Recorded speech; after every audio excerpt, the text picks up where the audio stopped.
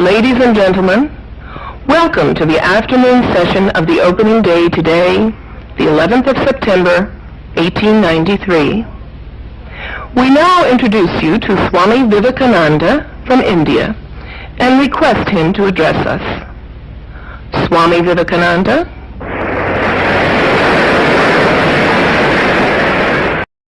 Sisters and brothers of America,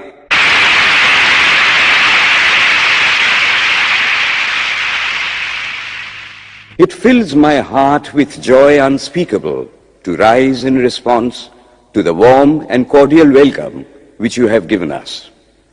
I thank you in the name of the most ancient order of monks in the world. I thank you in the name of the mother of religions. And I thank you in the name of the millions and millions of Hindu people of all classes and sects. My thanks also to some of the speakers on this platform who, referring to the delegates from the Orient, have told you that these men from far-off nations may well claim the honor of bearing to different lands the idea of toleration. I am proud to belong to a religion which has taught the world both tolerance and universal acceptance. We believe not only in universal toleration, but we accept all religions as true. I am proud to belong to a nation which has sheltered the persecuted and the refugees of all religions and all nations of the earth. I am proud to tell you that we have gathered in our bosom the purest remnant of the Israelites who came to southern India and took refuge with us in the very year in which their holy temple was shattered to pieces by Roman tyranny. I am proud to belong to the religion which has sheltered and is still fostering the remnant of the grand Zoroastrian nation. I will quote to you, brethren, a few lines from a hymn which I remember to have repeated from my earliest boyhood, which is every day repeated by millions of human beings. As the different streams, having their sources in different places, all mingle their water in the sea, so, O Lord, the different paths which men take through different tendencies, various though they appear, crooked or straight, all lead to Thee. The present convention, which is one of the most august assemblies ever held, is in itself a vindication, a declaration to the world of the wonderful doctrine preached in the Gita. Whosoever comes to me, through whatsoever form, I reach him. All men are struggling through paths which in the end lead to me. Sectarianism, bigotry, and its horrible descendant, fanaticism, have long possessed this beautiful earth. They have filled the earth with violence, drenched it often and often with human blood, destroyed civilization, and sent whole nations to despair. Had it not been for these horrible demons, human society would be far more advanced than it is now.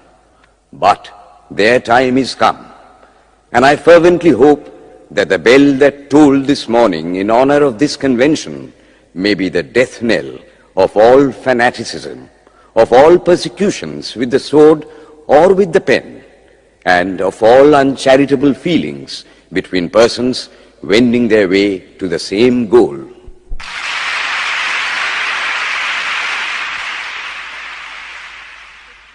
Ladies and gentlemen, on the agenda for today, the 15th of September, 1893, a galaxy of eminent speakers are scheduled to address us, and it gives us great pleasure to once again invite Swami Vivekananda to speak. His subject for today, Why We Disagree. I will tell you a little story. You have heard the eloquent speaker who has just finished say, "Let us cease from abusing each other," and he was very sorry that there should be always so much variance.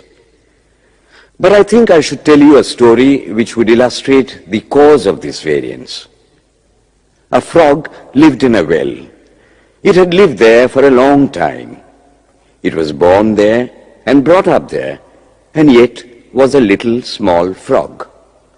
Of course, the evolutionists were not there then to tell us whether the frog lost its eyes or not, but for our story's sake, we must take it for granted that it had its eyes, and that it every day cleansed the water of all the worms and bacilli that lived in it with an energy that would do credit to our modern bacteriologists. In this way, it went on and became a little sleek and fat. Well, one day, another frog that lived in the sea came and fell into the well. "Where are you from?" "I am from the sea." "The sea? How big is that? Is it as big as my well?" And he took a leap from one side of the well to the other. "My friend," said the frog of the sea, "how do you compare the sea with your little well?" Then the frog took another leap and asked, "Is your sea so big?" "What nonsense you speak, to compare the sea with your well." "Well then," said the frog of the well, "nothing can be bigger than my well. There can be nothing bigger than this. This fellow is a liar, so turn him out." That has been the difficulty all the while. I am a Hindu. I am sitting in my own little well and thinking that the whole world is my little well. The Christian sits in his little well and thinks the whole world is his well. The Mohammedan sits in his little well and thinks that is the whole world. I have to thank you of America for the great attempt you are making to break down the barriers of this little world of ours, and hope that in the future the Lord will help you to accomplish your purpose.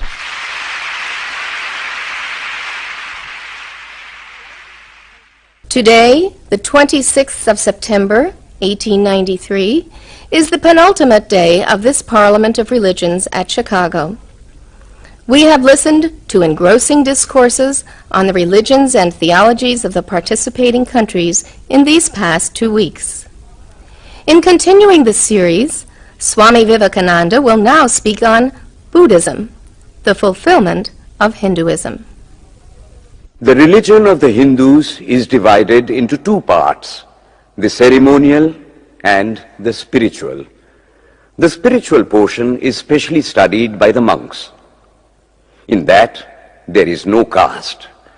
A man from the highest caste and a man from the lowest may become a monk in India, and the two castes become equal.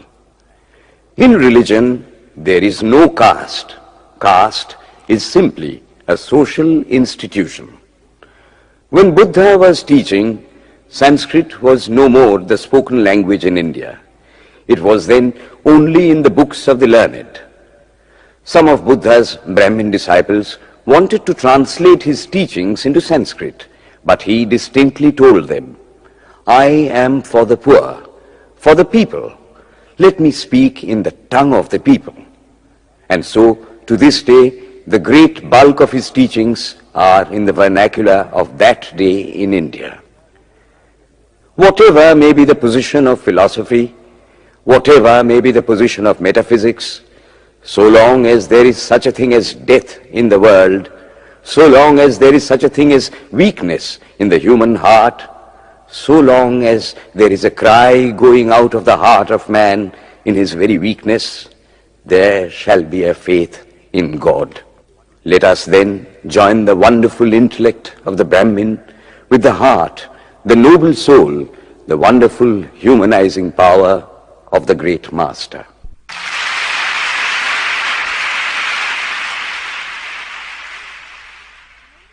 Ladies and gentlemen, in a short while from now, the World's Parliament of Religions at Chicago will come to a close.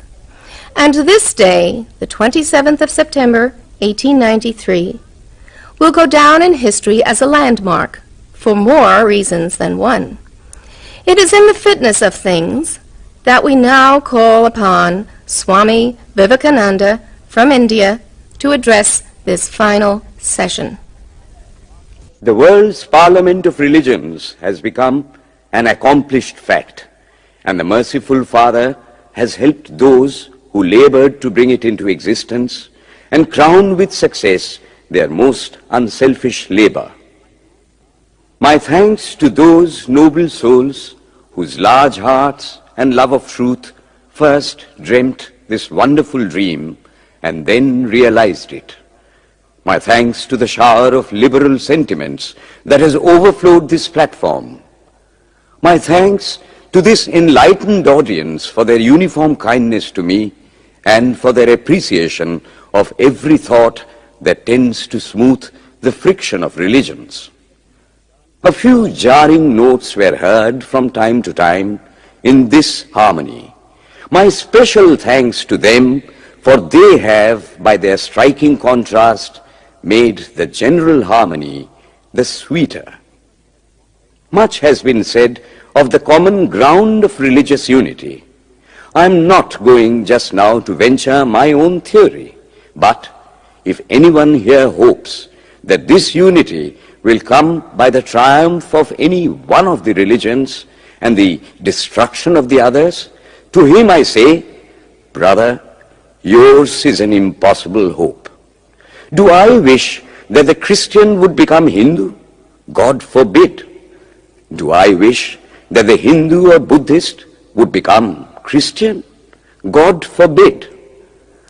The seed is put in the ground, and earth and air and water are placed around it. Does the seed become the earth or the air or the water? No. It becomes a plant. It develops after the law of its own growth, assimilates the air, the earth, and the water, converts them into plant substance, and grows into a plant. Similar is the case with religion. The Christian is not to become a Hindu or a Buddhist, nor a Hindu or a Buddhist to become a Christian, but each must assimilate the spirit of the others and yet preserve his individuality and grow according to his own law of growth. If the Parliament of Religions has shown anything to the world, it is this.